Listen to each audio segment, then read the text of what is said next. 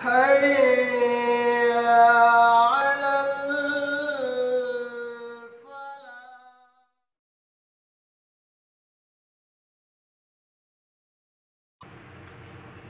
بسم الله والصلاة والسلام على رسول الله وبعد. عن أبي هريرة رضي الله تعالى عنه قال أن رسول الله صلى الله عليه وسلم قال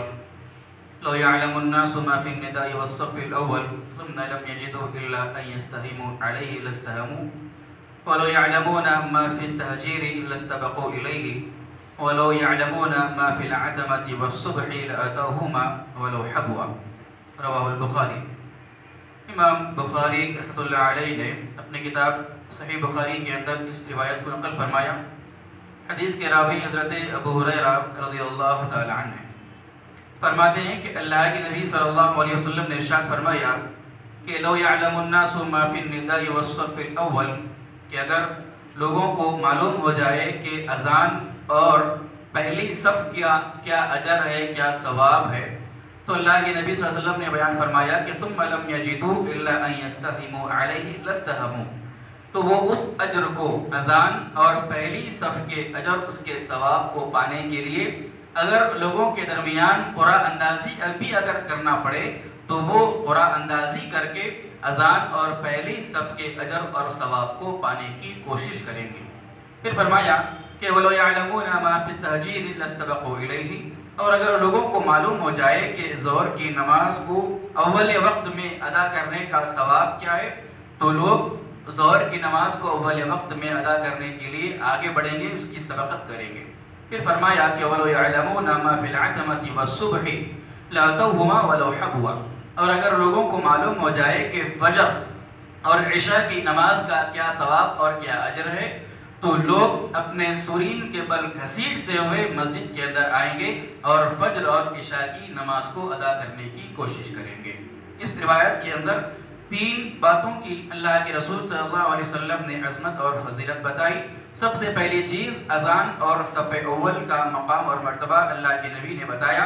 کہ اذان اور صف اول کی وہ فضیلت ہے، وہ عظمت ہے، اس کا وہ اجر اور ثواب ہے کہ اگر لوگوں کو اس کا صحیح طور پر اندازہ ہو جائے تو ایک دوسروں سے لڑیں گے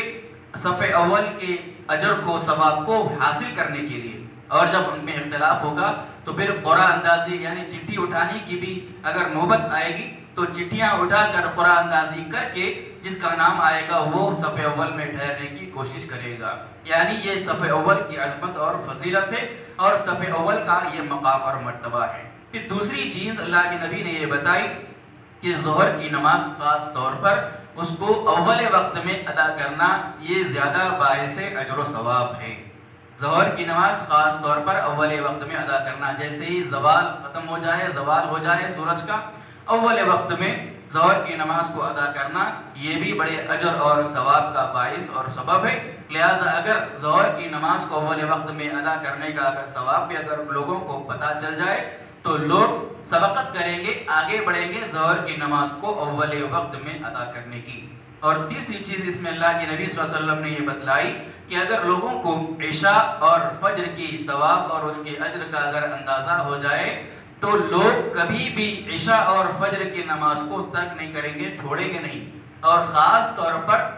اللہ کے رسول صلی اللہ علیہ وسلم نے منافقین کے بارے میں یہ باتیں بتلائی کہ اگر منافقین کو خصوصی طور پر فجر اور عشاء کی نماز کا اگر اندازہ ہو جائے اور اس میں جو اجر اور ثواب ہے، اگر اس اجر و ثواب کو اگر معلوم ہو جائے منافقین کو تو اگر چل کر نہیں آ سکتے لوگ تو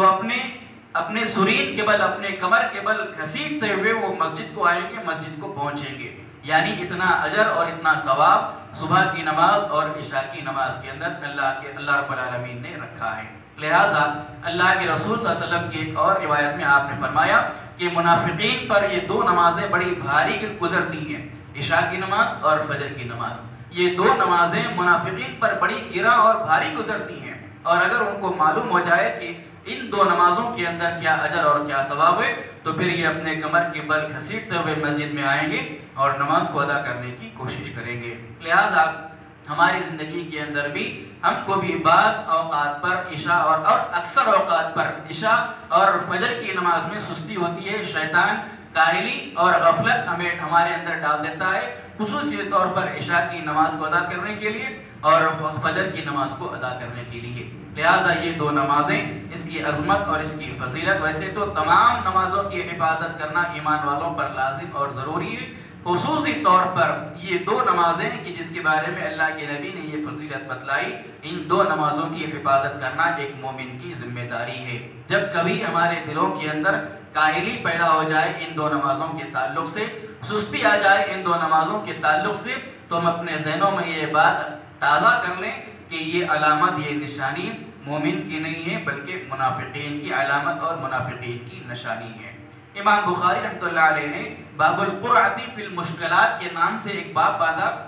جس میں یہ حدیث امام بخاری نے ذکر کی۔ اس میں ایک مسئلہ یہ بھی معلوم ہوا کہ جب کبھی مسلمانوں کے درمیان یا ہمارے معاشرے کے درمیان یا اپنے گھر میں، خاندان میں جب کبھی کوئی مشکل آ جائے، مشکل وقت میں قرآ اندازی کرنا، قرآ اٹھانا، یہ بھی اللہ کے رسول صلی اللہ علیہ وسلم کی سنت ہے۔ اس سے ایک مسئلہ یہ بھی معلوم ہوا، جب کبھی کوئی مسئلہ آ جائے، 2 3 4 رائے اگر کسی کی ہمارے سامنے اگر آ جائے، فیصلہ کرنا مشکل ہو رہا ہے کہ یہ رائے لے، یہ رائے لے یا یہ چیز لے، اس چیز کو اختیار کرے، ایسی صورت میں چٹھی ڈالنا اور قرآ اندازی کرنا، قرآ اٹھانا، یہ بھی اللہ کے رسول صلی اللہ علیہ وسلم کی سنت ہے۔ امام بخاری رحمۃ اللہ علیہ نے اپنی کتاب کے اندر اسی باب کے تحت اس حدیث کو ذکر فرمایا۔ اللہ رب العالمین سے دعا ہے رب العالمین ہم تمام کو